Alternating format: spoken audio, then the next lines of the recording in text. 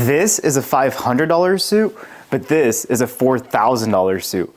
So what does all that extra money get you, and is it even worth it to spend this much? Let's find out.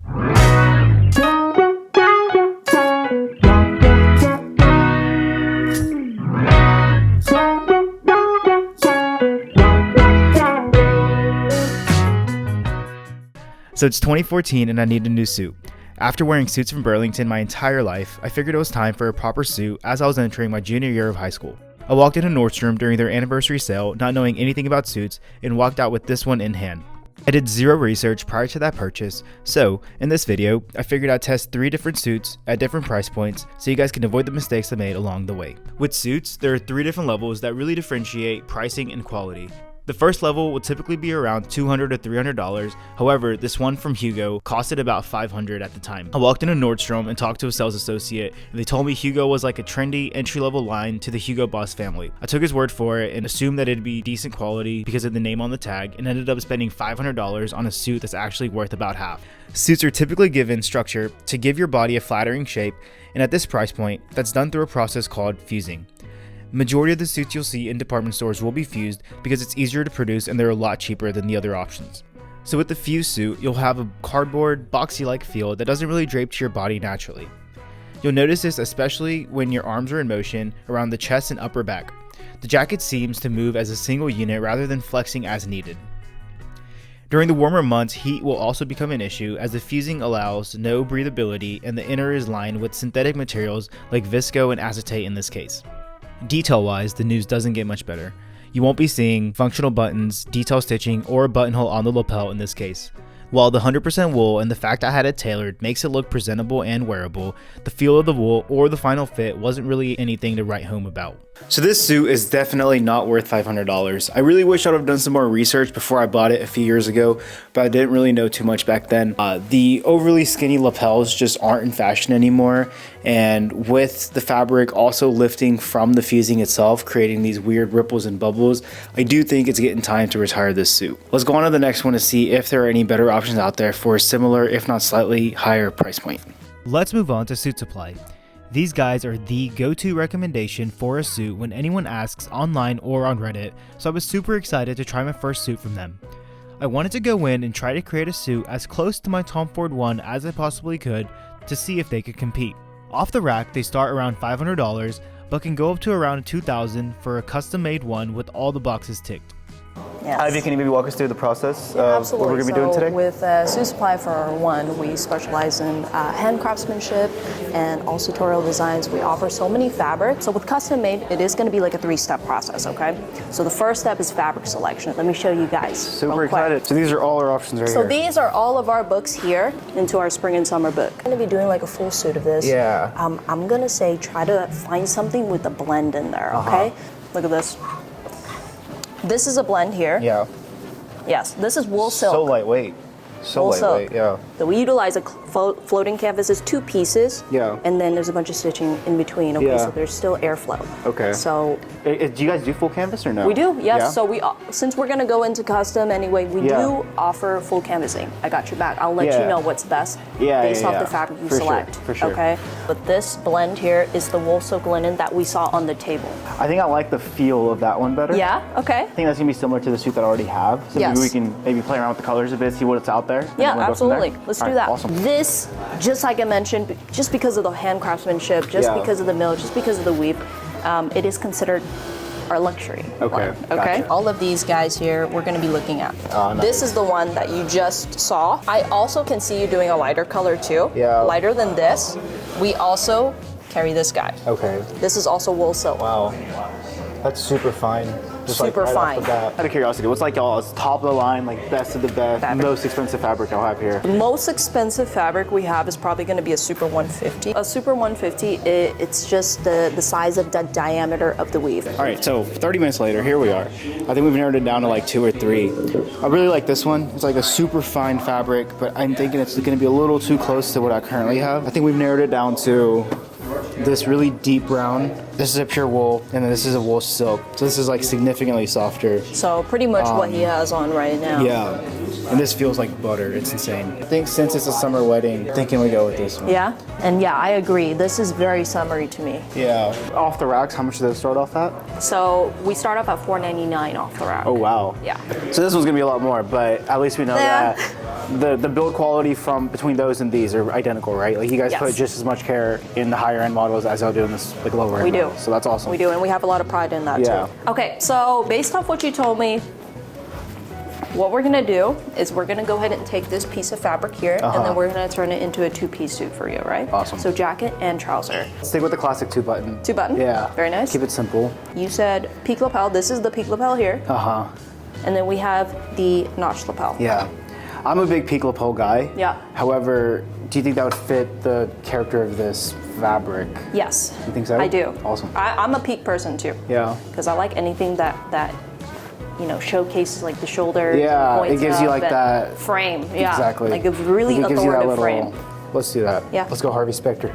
Let's go All the way. Inspector. I know what you're talking about.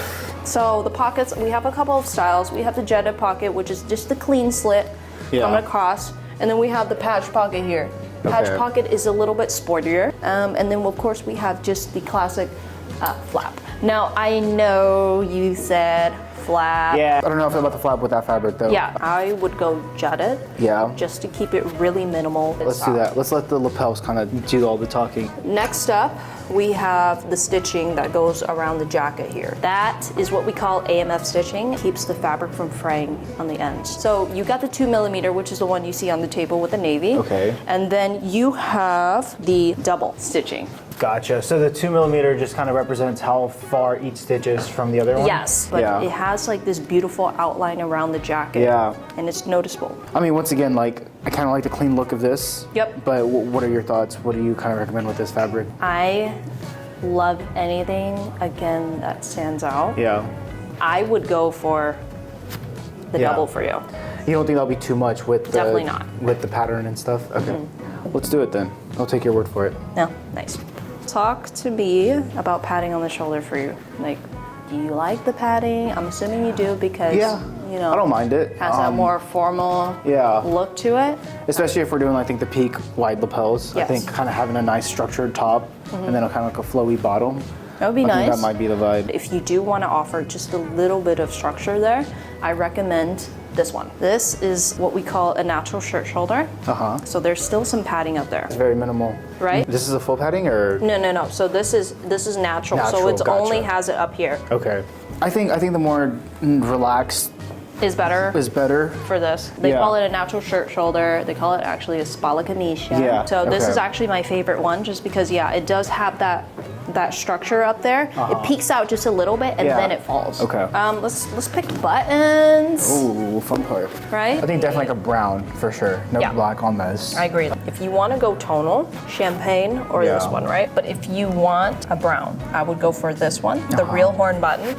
Let's do that. So let's talk about the buttonhole. So this is the traditional buttonhole, machine stitch, just really classic, right? I'm gonna show you Milanese. This is Blake. This is Blake. Single. Okay. But anyway, is the Milanese buttonhole. You can kind of see it is way more detailed, right? Yeah. This actually takes 40 minutes for them to actually hand stitch it. So yes, I would do the handmade Milanese. Yeah. Is that an upcharge for that or? $30. $30. Now we can talk about the lining on the inside. This is unlined completely. Okay. This one is fully lined. For a fabric like this, I'd probably go fully lined for you, so you have that layer. Let's do the fully lined. I think if it was a sports coat, I'd go unlined. With it being a suit, I think the fully lined would kind of be more fitting. Let's select our lining. And it's all silk. So all of those are actually cotton based. I think I do like the houndstooth. What do y'all think? I love that. I think that's the move. I'm gonna go ahead and select the felt in the back, okay? If you do Alcantara is typically like what you find in luxury cars. I'd probably go for like something like this. It's like a faux suede. Oh, nice. It feels really soft. Offers the same support. I think I do like the Alcantara. Yeah, I do that one. Okay. So there's gonna be two placements for the monogram. One goes on the inside of your jacket, and then you get one underneath the collar. Yeah. I have block letters, and then I have cursive. Let's do block. Block, nice. And then let's do color. Let's do that brown. You wanna do brown on brown? Yeah, let's keep it subtle. Yeah. Okay. For the trousers, Do you plan on wearing a belt with this? Probably not. I'm open for anything with the side adjusters. I recommend do a closure on the side and then just go for a winged. Just like this one? Yes. Okay. It's all about fine tailoring, okay? Yeah. So always about clean lines. Yeah. Nothing's gonna be too tight. The way I'm fitting this is just, you're gonna receive clean lines. It's still gonna have that like slim silhouette. Yeah, that's perfect. So you do have that like a little bit of pleating happening under the collar, so I'm just getting rid of that part here, okay? For the circumference, I look at the shoulders. Yeah. Shoulders is fantastic. I don't need to change anything about that. Bicep is also great.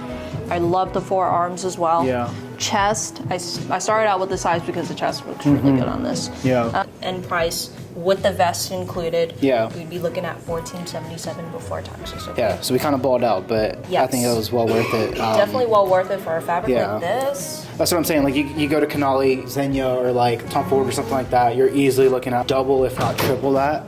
Definitely getting good value for money. But then again, like you have all the upgrades on this too, though. Exactly. Like I don't think we said no to anything, and so like you have that perennial suit at $4.99 off the rack. That will probably do it for 99% of guys. Custom made to measure one. That one's around what, 700 or 600? Yeah, like 700. Yeah, you're getting a fully made to measure suit for $700 from a reputable company. This one came in right around $1,500, and overall I was super impressed. I think the sales associate helping you is super important to the entire process, as I've had friends who've had to send their custom suits back because of wrong measurements or the sales associate lacking knowledge as to what alterations were available. In my case, Ivy was very helpful and knowledgeable, and I had a great experience from start to finish. Suit Supply does a great job of making a suit look a lot more expensive than it actually is, but when you pair it with some great accessories, it can make even the cheapest suit look a lot more expensive. I paired this one with my Nomos Tangente and shoes from today's video sponsor, Beckett Simonon. It's surreal when a brand you actually use and buy reaches out to partner with you on a video. I bought a pair of the Cohen loafers from Beckett Simonon in 2019, and they've been worn regularly and featured on the channel multiple times. I was in the market for some dark brown dress shoes, so I was pumped when they reached out to collab. Their shoes are made to order, which allow Beckett Simonon to group orders together, then produce them to keep the cost as low as possible. With their sneakers starting at $170 and their dress shoes starting at around $220, the quality compared to the price is very high. These shoes are made from a full-grain leather upper from a tannery in Italy and a pure vachetta interior lining. The Blake stitch construction lets you resole these when the leather soles wear out. There's also a steel shank between the insole and outsole that helps with support and structure. The shoes themselves are handcrafted in Colombia in workshops that were founded nearly 80 years ago. Beckett Simonon is very transparent about their positive work conditions, which is always appreciated. One of my favorite things about the process is getting regular emails about the status of your shoes. They're typically accompanied by introductions of various people working on your shoes and give you a great behind the scenes look into the process itself. They have a ton of different models and colors for you to choose from. These dark brown ones pair beautifully with all three of the suits shown here. They're a Reddit favorite and have quickly become my go-to for reasonably priced, high quality dress shoes. Thanks again to Beckett Simonon for supporting the channel. Let's talk about Tom Ford. They're worn by practically every celebrity, and they're seen on the likes of James Bond and Harvey Specter, and even rapped about by Jay-Z. What makes these so popular and iconic in culture? I bought this one in 2017 for a close family wedding, and I've worn it non-stop since then. I did ask for permission to film the process of buying an off-the-rack suit, but Tom Ford declined, so we'll just have to take my word for now. From start to finish, it was an incredible experience. I worked with the same sales associate the entire time, making it super easy to just text them back and forth for advice and updates. The stock in the store is completely different from their stock online and has a lot more options than what's listed on the website. It was my first time buying something this expensive, so I'm sure the novelty aspect played a factor into it, but the service was unmatched. For example, I needed to buy a tie, but I didn't want to buy it from Tom Ford as they're quite pricey, but the guy helping me totally just backed it up, walked the suit to a shop across the mall, and then helped me pick out a tie from a completely different store. I think the sticker on this was like $3,800 at the time, which was their entry-level model, but the only difference from the entry-level models to the more expensive ones are usually higher quality fabric or the addition of a waistcoat. The fabric on the entry-level ones are pretty exceptional, so you don't really need to splurge in that aspect, but a three-piece from Tom Ford is definitely on my fashion bucket list. Even the tailors were next level. It took me a total of 4 fittings to get this tailored perfectly. While other brands I own give you one fitting, and then reluctantly agree for a second if you ask for further changes, Tom Ford hires some of the best tailors in the game who actually understand that as you make one large change, smaller changes might also need to be made. They seek out areas that could be better without you even having to tell them and tailor even the most minute details. The cherry on top for me personally was the final fitting, where everything was perfect except for the rear vent sticking out slightly. They attached a tiny band of silk connecting one end to the other that fixed the problem right away. No creases or pulls in sight, and it looked like it had come straight from the factory. You could probably get similar results with a cheaper suit and a tailor you work with for 5 years, but honestly this was the only time I've experienced this level of detail for tailoring in a store. Your mileage may vary, but as I was walking out, suit in hand, the store manager, who we got to know really well throughout the process, stopped us and handed us a small Tom Ford bag and a note that said, "Congrats on your first Tom Ford suit." When I got home and unboxed it, inside was a 50ml bottle of oud wood cologne from their private collection. Even the name tag was an unexpected touch and totally an idea I stole from my salvage denim brand, Days of September. Alrighty, enough about the experience and let's talk about the suit itself. Starting with the fabric, all of Tom Ford's fabrics are made exclusively for them by Zegna Couture, the highest end of the Zegna range. Even though mine is entry level, it's still 100% wool and is made of one of the butteriest fabrics I've ever handled. The fit and construction go hand in hand with Tom Ford suits. This is the Windsor or Fit A, which is the classic look you think of when you think of Tom Ford. As expected, this is a fully canvas suit, but it's the details that really make it stand out. The 4 to 5 inch lapels and the addition of a ticket pocket on the right side are the easiest signs when determining if a suit is from Tom Ford or not, but it's the subtlest details that make the suit. The Milanese buttonhole, the rolling lapel, the lack of felt under the collar, the barchetta pocket, and the functional buttonholes all take significantly more time to produce, but are telltale signs of a quality suit. However, as cool as these details are, majority of them can still be spec'd out with Suit Supply and are not exclusive to Tom Ford. Sure, you can get a suit from Savile Row or plenty of other brands with the same or better construction and detailing, so then what is it that makes a Tom Ford suit a Tom Ford suit? In my opinion, it's how the suit fits and hangs off your body. The traditional Tom Ford fit is less of a suit you wear, but more of a suit that wears you in the best way possible. While other suits fit like a glove, I've seen this described more so as armor. You almost step into it and it molds you to give you that athletic, broad-shouldered, tight-waist look, even though your body might not be like that underneath. While you might think this fit is exclusive for those with an athletic body type to begin with, the tailors that work at Tom Ford might as well be plastic surgeons for how well they can make it look like you got a nip and tuck when putting on a tailored Tom Ford suit. Sure, this fit may not work with every body type, but majority do from what I've seen with the people around me. The high-rise pants and the low button set all play into this look. As hard as I tried to get the Suit Supply suit to replicate it, I think we fell short in more ways than one. It's truly a one-of-a-kind suit that just feels different when you slip it on and gives you a level of confidence when wearing it that I haven't had with any other suiting brand. This suit is insane, and it's honestly one of my favorite things in my closet. Besides this stupid crazy high price tag, there's honestly not one bad thing I can say about this. It just feels good. Like, you look forward to the days that you have an excuse to wear it. I probably sound like a Tom Ford fanboy, but let's just move right on into the final results. If I was a billionaire, there's no doubt in my mind that every suit in my wardrobe would be from Tom Ford. However, Suit Supply can take you 90% of the way there at less than half the price. Granted, your results are fully dependent on the sales associate you're working with and the knowledge they have on how to measure and tailor your jackets to give you your optimum look. A future video I'd love to make is taking a bone stock Suit Supply suit and having a skilled local tailor work their magic on it. I wonder if this could get us a little bit closer to the Tom Ford fit at still close to half the price. As the suiting collection grows, I don't mind splurging every 5, maybe 10 years on a basic colored suit from Tom Ford that I know I'll be able to wear for decades to come. But in the meantime, I'll be getting most of my suits from Suit Supply. It's a no-brainer if you're in the $500 to $1,000 budget. You're getting some stellar construction, a great selection of fabrics, and great options for customizing at an unbeatable price. If you enjoy content like this, nothing helps the channel more than hitting that subscribe button. The Instagram's also been a lot more active now, so linking that below as well. I'll see you guys in the next one.